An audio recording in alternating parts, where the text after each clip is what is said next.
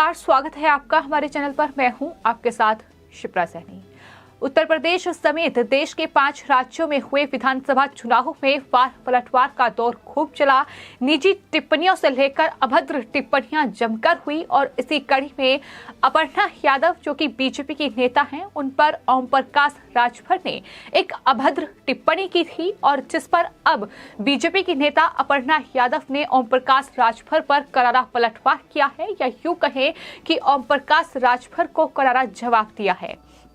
चुनाव नतीजे सामने आ चुके हैं, बीजेपी की जीत हुई है और इन चुनावों से ठीक पहले अपर्णा यादव समाजवादी पार्टी से बीजेपी में शामिल हुई थी और जिस तरीके से उन्होंने बीजेपी के लिए चुनाव प्रचार किया, बीजेपी ने प्रचंड जीत उत्तर प्रदेश में हासिल की है, जिसके बाद लगातार अपर्णा यादव मीडिया से बातचीत कर रही हैं और इस जीत का श्रेय वो देश के प्रधानमंत्री नरेंद्र मोदी और उत्तर प्रदेश के मुख्यमंत्री योगी आदित्यनाथ को दे रही हैं। और इसी कड़ी पे मीडिया से बातचीत करते हुए अपर्णा यादव ने अब ओम प्रकाश राजभर द्वारा जो उन पर टिप्पणी की गई थी, या यूं कहें कि एक अभद्र टिप्पणी की थी, उसका जवाब दिया है। बीजेपी नेता अपर्णा यादव ने मीडिया से बातचीत करते हुए ओम प्रकाश राजभर को जवाब दिया है और कहा है कि ओम प्रकाश राजभर हमेशा अभद्र टिप्पणियां करते रहते हैं, जिससे जनता ने उन्हें जवाब दिया है। ओम प्रकाश राजभर ने चुनाव में भी मुझे लेकर शर्मनाक और अभद्र बयान दिए हैं, जिसका जवाब जनता ने उन्हें यूपी चुनाव में दे दिया है। तो ये करारा पलटवार अब अपर्णा यादव की ओर से किया गया है। साथ ही अपर्णा ने यह भी कहा है कि बीजेपी प्रचंड बहुमत के साथ जीत कर आई है। जनता ने ये बता दिया है कि हम सेवक हैं। उत्तर प्रदेश चुनाव 2022 के विधानसभा चुनाव में दूसरों पर जो टिप्पणियां की गई, वो विपक्ष की हार का सबसे बड़ा कारण है। हमने ये लगातार देखा कि किस तरीके से समाजवादी पार्टी ने जिन दागी नेताओं को टिकट दिया, या यूं कहें कि तमाम जो गठबंधन में शामिल पार्टियां थी, उनके जो उम्मीदवार थे, वो लगातार इस तरीके की टिप्पणियां करते नजर आए। कोई खुद को नेवला बता रहा था, तो कोई मुख्यमंत्री योगी आदित्यनाथ पर ही अभद्र टिप्पणी कर रहा था। तमाम विवादित टिप्पणियां इस उत्तर प्रदेश के सियासी दंगल में की गई, लेकिन अब कहीं न कहीं बीजेपी की ओर से उन तमाम सियासी टिप्पणियों का, उन तमाम अभद्र टिप्पणियों का हिसाब किताब किया जा रहा है। और यहाँ तक कि जो मुख्तार अंसारी हैं, उनके बेटे अब्बास अंसारी ने भी जिस तरीके से अधिकारियों को डराने धमकाने के लिए जिस भाषा का इस्तेमाल किया, जिस तरीके से चुनावी जनसभा में एक हेट स्पीच थी, उस पूरे मामले में उन पर पहले ही एक्शन हो चुका है।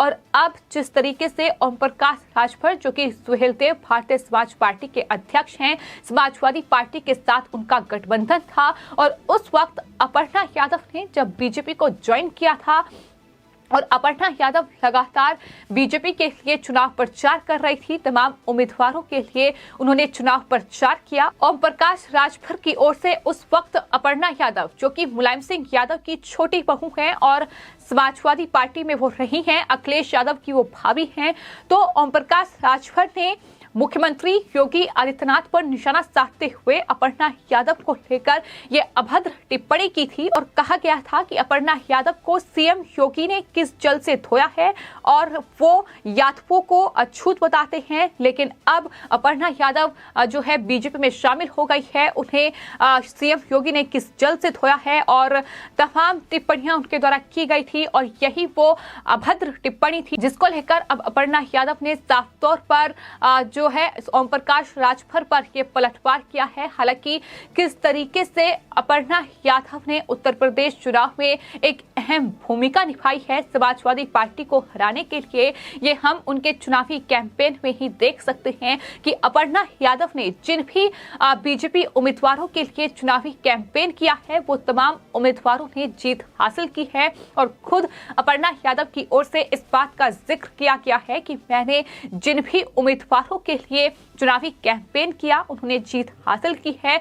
हालांकि इस दौरान समाजवादी पार्टी और गठबंधन की ओर से अपर्णा यादव को रोकने की तमाम कोशिशें की गई।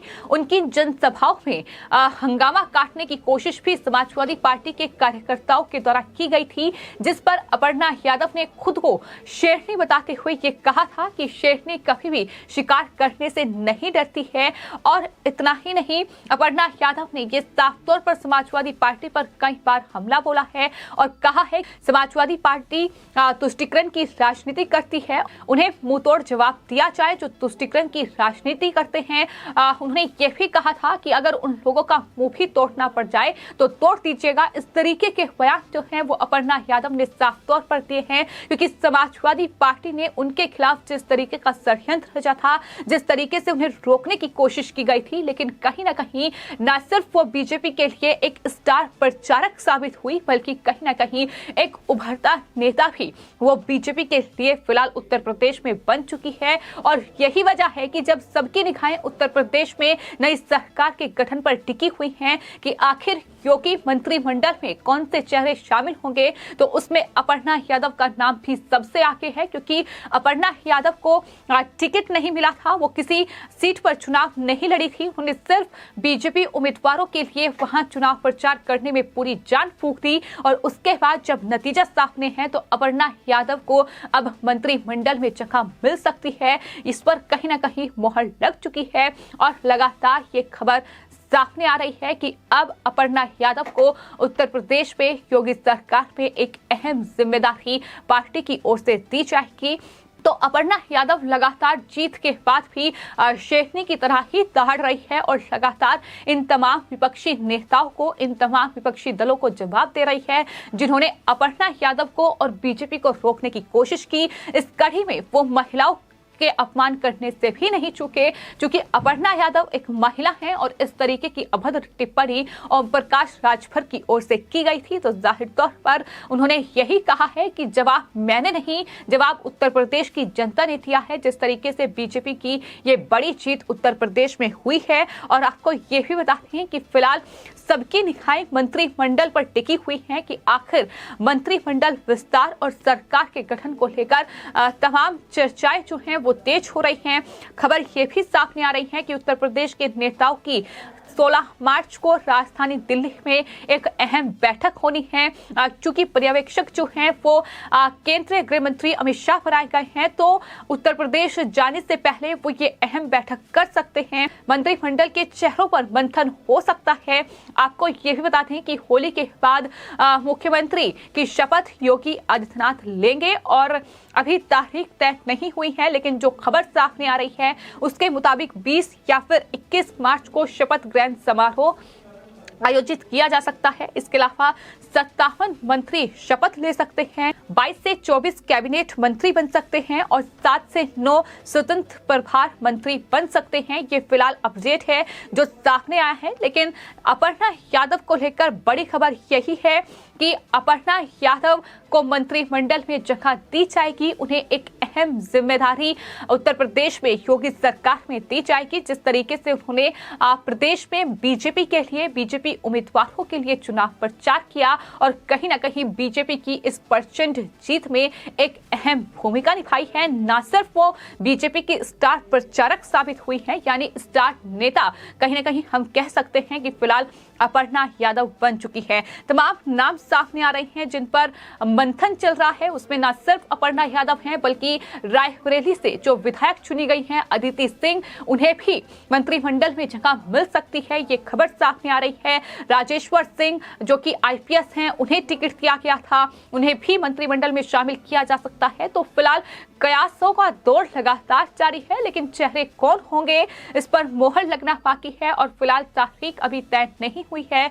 लगातार मंत्रिमंडल के चेहरों पर फिलहाल बीजेपी उत्तर प्रदेश और बीजेपी आलाकमान मंथन कर रही है। फिलहाल आपके इस पूरे मामले पर क्या राय है, हमें कमेंट बॉक्स में जरूर लिखें और चैनल को सब्सक्राइब करें। धन्यवाद।